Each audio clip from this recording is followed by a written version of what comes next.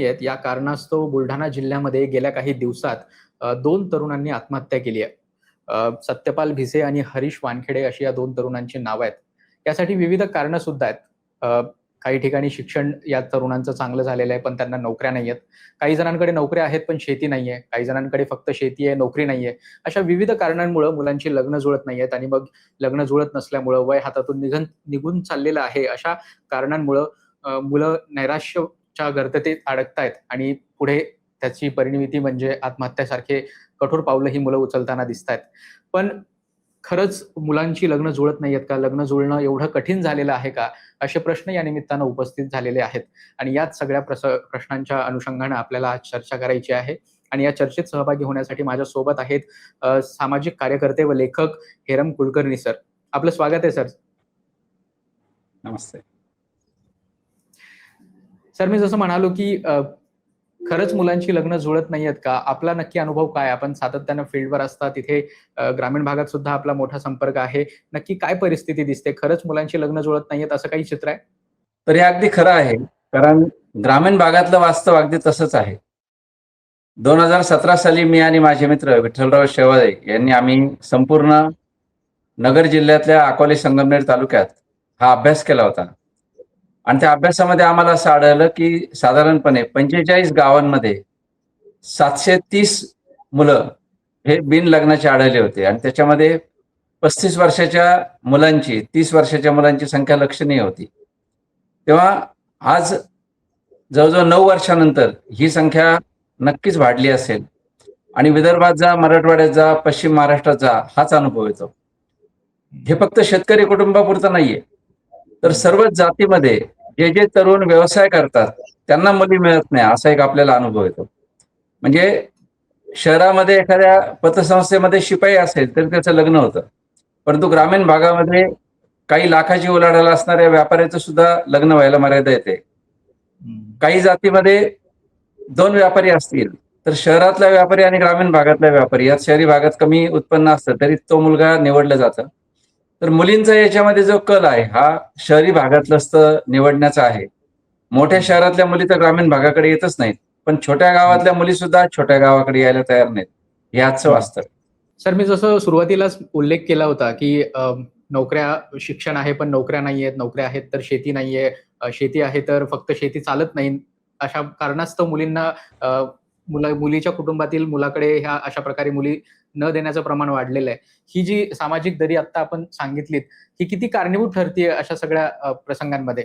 सामाजिक दरी तर नक्कीच आहे, परंतु मुळातच पूर्वी जसं उत्तम शेती म्हणायची आणि कनिष्ठ नोकरी म्हणायची, पण आज असं झालंय की नोकरीमध्ये जी एक सुरक्षितता आलेली आहे आणि तिथं वाढत्या क्रमाने पगार वाढत चाललेले आहेत, त्या पगारामध्ये एक सुरक्षितता आहे आणि बाहेरच्या कुठल्याही संकटाचा परिणाम नोकरीवर होत नाही.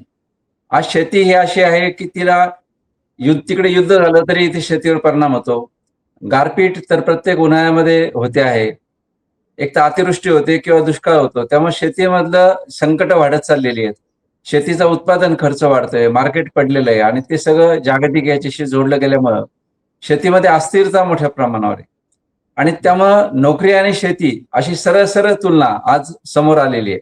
व्यापाराच्या बद्दल सुद्धा मुलींना फारशी गॅरंटी वाटत नाहीये आणि त्यामुळं सहजपणे कमी पगाराची नोकरी असलेला मुलगा असला तरी चालेल, परंतु मग आपण शहरी भागातलाच मुलगा निवडला पाहिजे किंवा ग्रामीण भागात असेल तर मग पक्क्या नोकरीचा मुलगा निवडला पाहिजे, अशी मुलींची मानसिकता बनते आहे. त्यामुळं शेतीच्या संदर्भातलं जे कुटुंबाचं संकट आहे ते या ठिकाणी महत्वाचं ठरतं.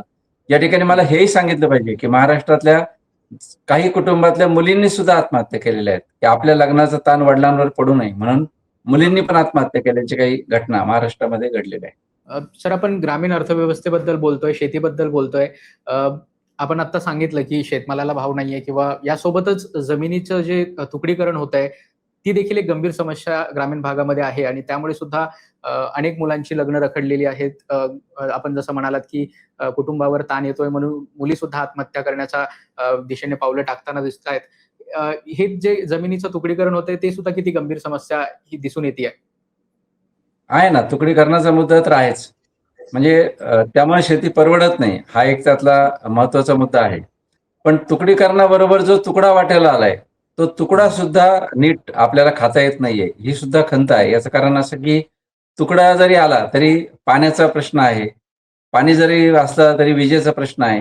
त्याच्यातून पिकणाऱ्या याला निसर्गाला ज्या अनियमित आहे त्याला तोंड द्यायची आणि पुन्हा बाजारपेठेचा मुद्दा आहे. त्यामुळं प्रश्न तुमच्याकडे किती एकर शेती आहे हा नाहीच आहे. म्हणजे आता विदर्भामध्ये आपण जर बघितलं तर अगदी मोठे मोठे जमिनीचे तुकडे शेतकऱ्यांकडे आहेत, परंतु त्याची उत्पादकता फारशी नाही, किंबहुना पाणी किंवा या सगळ्या गोष्टींमुळे आपण त्याचा प्रॉडक्टिव्हिटी फार नाही. आणि ग्रामीण भागामध्ये किंवा बागायती पट्ट्यामध्ये छोटा तुकडा जरी असला तरी तो बऱ्यापैकी त्या मोठ्या जमिनीच्या तुलनेत फायद्याचा ठरू शकतो. तेव्हा प्रश्न या तुकडेकरणाचा आहेच, परंतु तुकडेकरणा पलीकडं हे जे मुद्दे आहेत याचा मुद्दा आहे. आणि याच्या पुढे एक व्यापक मुद्दा असा आहे मुलींच्या लग्नाच्या संदर्भामध्ये, की मुलींना पूर्वी शेती तोट्यात होती तरी मुली शेतीत लग्न करायचे. याचं कारण असं की त्या काळामध्ये मुलींना चॉईस नव्हते.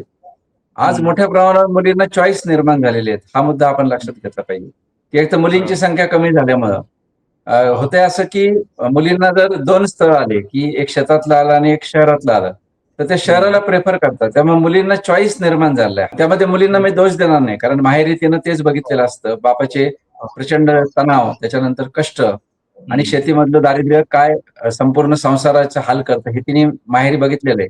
त्यामुळे पुन्हा सासरी जाऊन तेच करायचं का? परत पहाटेपासून शेणखोर करायचं का? पुन्हा उन्हातानामध्ये राबायचं का?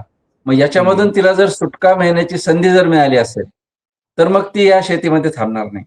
आणि मग शेती जी आपली मायमाऊली आहे आणि मग तिने ती स्वीकारत का नाही असं म्हणणारे हे शेती करणारे नसतात, हे आपण लक्षात घेतलं पाहिजे.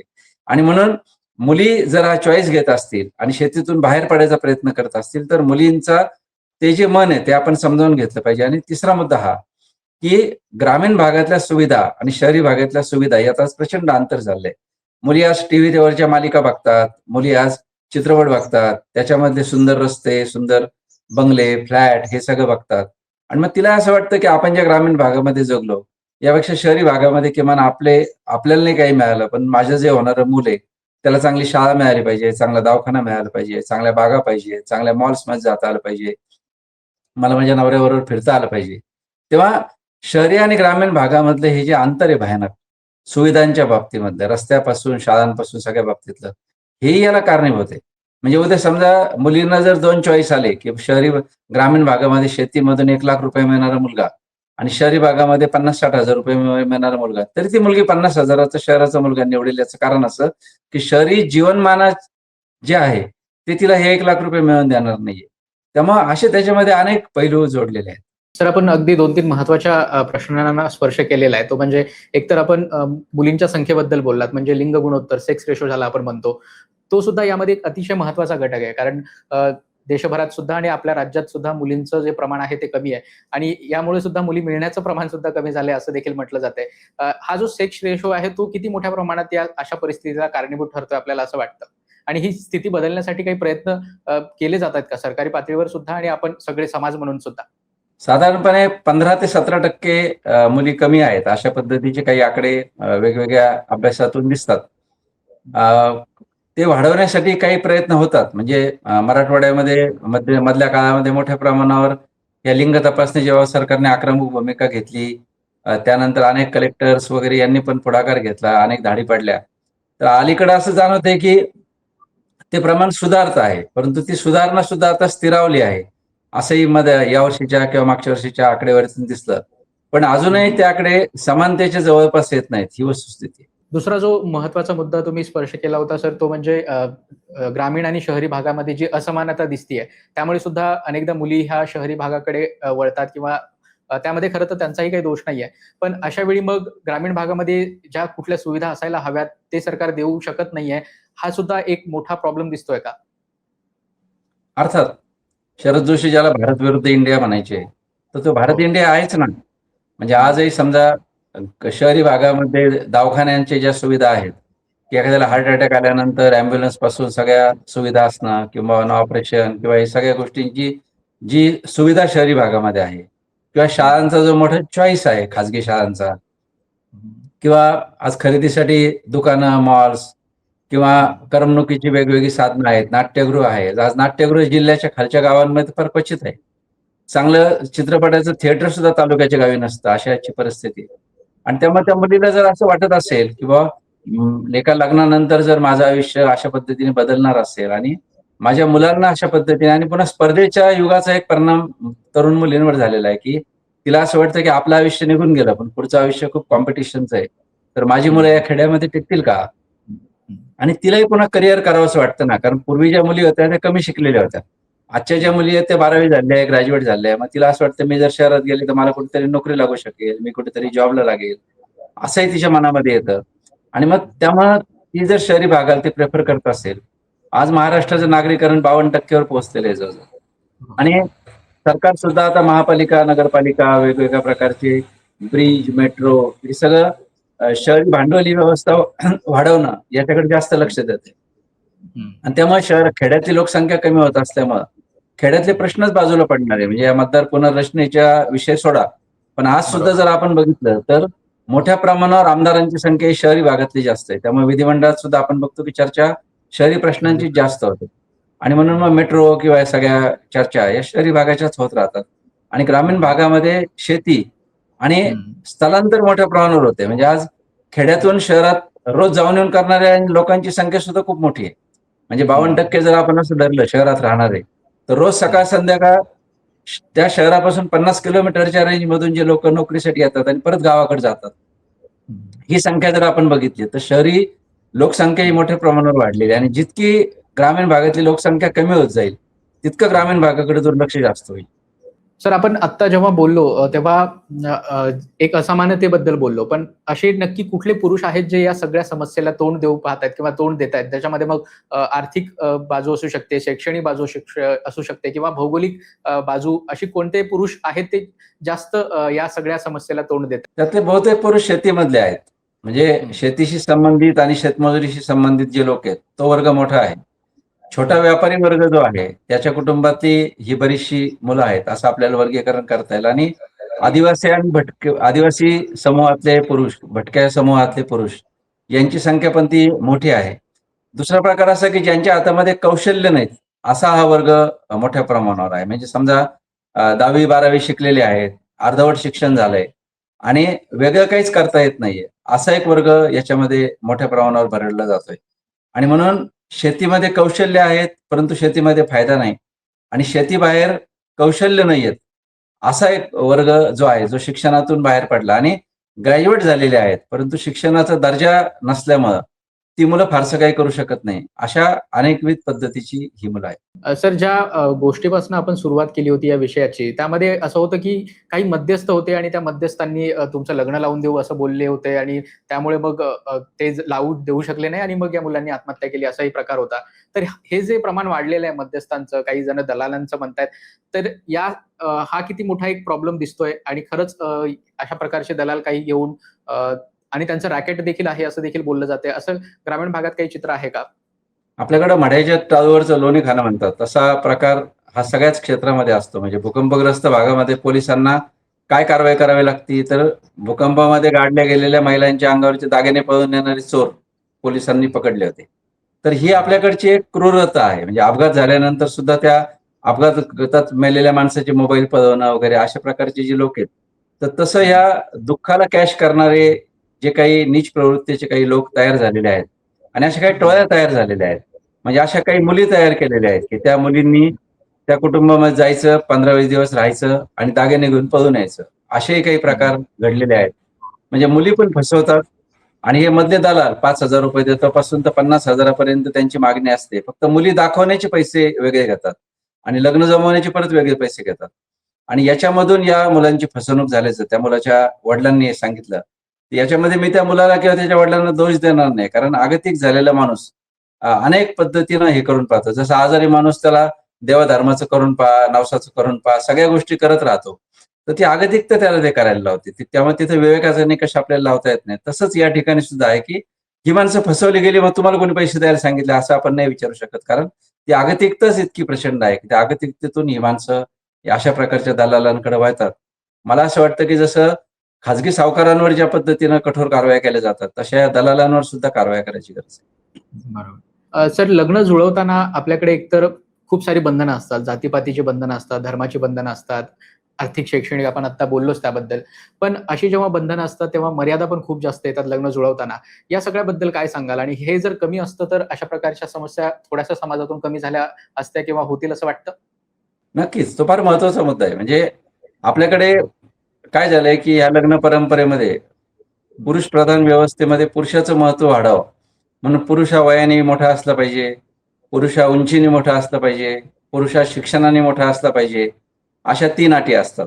चौथी अट जातीची असते, की पुरुषाची जात आणि स्त्रीची जात ही एकच असली पाहिजे. त्यात पुन्हा त्यांची ती कुळं जी आहेत, ते नंबर्स जुळले पाहिजेत. अशा पद्धतीच्या ज्या ह्या आहेत किंवा आम्ही हलके, तुम्ही वरचे असं प्रत्येक जाती, पोटजातींमध्ये निकष असतात.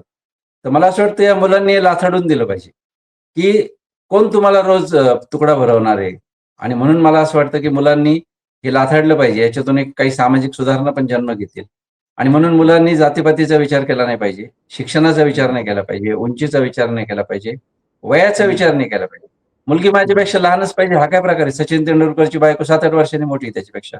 शेक्सपियरची बायको त्याच्यापेक्षा वयाने मोठी होती. तर या सगळ्या गोष्टी आपण समजून घेतल्या पाहिजेत आणि त्याच्याही पलीकडे जाऊन मी असं म्हणेल, की ज्या एकल महिलांच्या प्रश्नावर आम्ही काम करतो, विधवा, घटस्फोटित, परित्यक्ता, तर हो.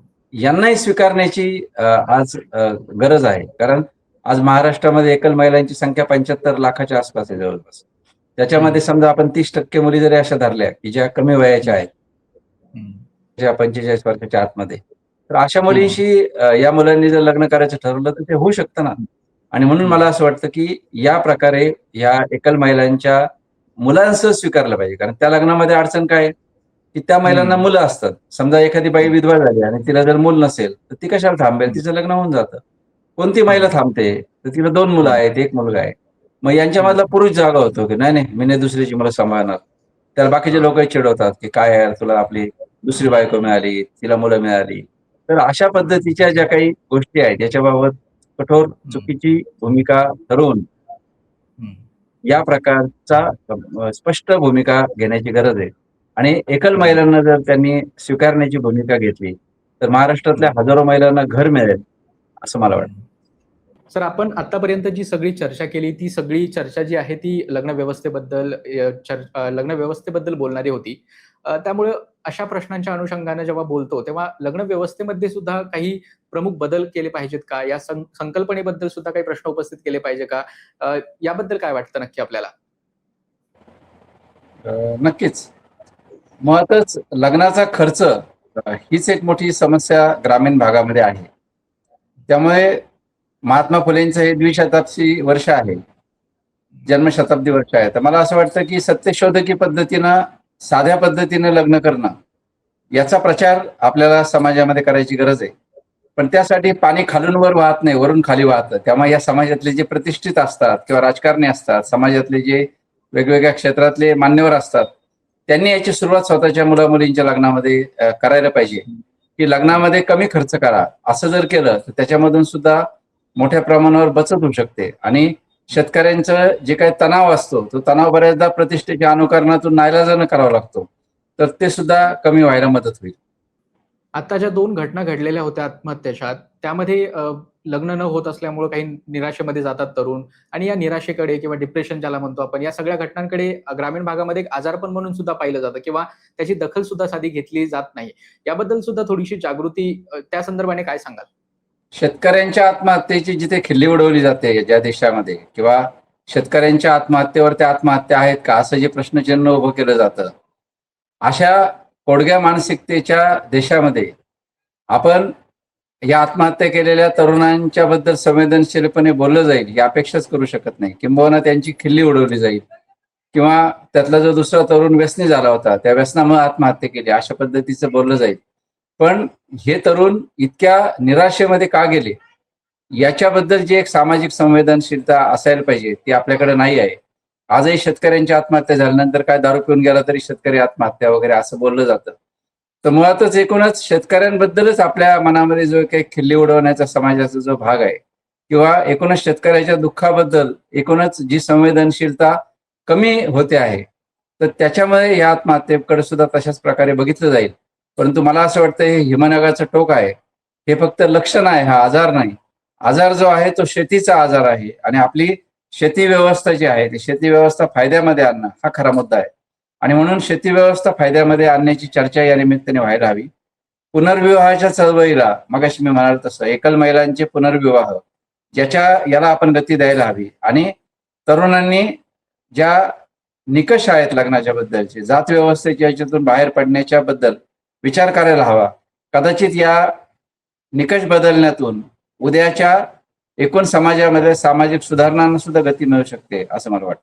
सर, आपण ज्या सगळ्या विषयांसंदर्भात बोललो, जर आपण उपायांबद्दल बोललात, पण ही सगळी जी परिस्थिती आहे यामध्ये कुठलाही बदल घडला नाही तर पुढच्या काही काळामध्ये महाराष्ट्र किंवा देश कुठल्या दिशेला जाईल असं आपल्याला वाटतं मुलाखतीच्या शेवटाकडे येताना?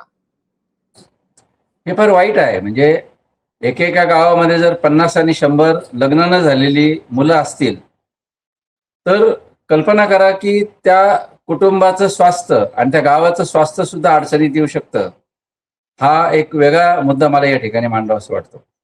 फार स्पष्ट मला बोलता येत नाही, परंतु याच्यामधून अनेक प्रकारचे वेगळे प्रश्न त्या गाव पातळीवर तयार होऊ शकतील.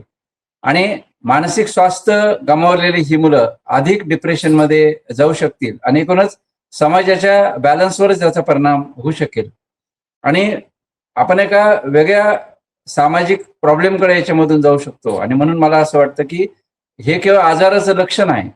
जर तुम्ही शेती फायद्यामध्ये आणली नाही, म्हणजे 4 लाख शेतकरी आजपर्यंत बिचारे आत्महत्या करून गेलेले आहेत आणि त्यांच्याच कुटुंबामधली मुलं सुद्धा जर आज त्या रस्त्याने जाणार असतील तर तुम्हाला काय शेतकऱ्यांचा वंश विच्छेद करायचा आहे का? तुम्हाला शेतकऱ्यांचा वंशच नष्ट करायचा आहे का? असा अत्यंत संतापून मला प्रश्न या ठिकाणी उपस्थित करावा असं वाटतं की शेतकऱ्याच्या आयुष्यामध्ये सुख नावाची गोष्टच नाही का? म्हणजे शेतकऱ्याला नाही, त्याच्या मुलांना नाही, साधं आपल्या तरुण मुलाला त्याचं लग्न व्हावं आणि घरामध्ये एक सून येऊन घरातलं वातावरण बदलावं, नातवंड आपल्या घरात यावी असं वाटणं सुद्धा गुन्हा आहे का शेतकऱ्याचा? अशी इथपासून मला प्रश्न उपस्थित करावा असं वाटतो. सर, आपले खूप खूप आभार एवढ्या संवेदनशील विषयावर आणि अतिशय महत्त्वपूर्ण विषयावर बोलण्यासाठी आम्हाला वेळ दिलात. अशाच महत्त्वाच्या विषयांवर पुन्हा नक्की चर्चा करायला आवडेल, पण आज इथेच थांबूयात. धन्यवाद.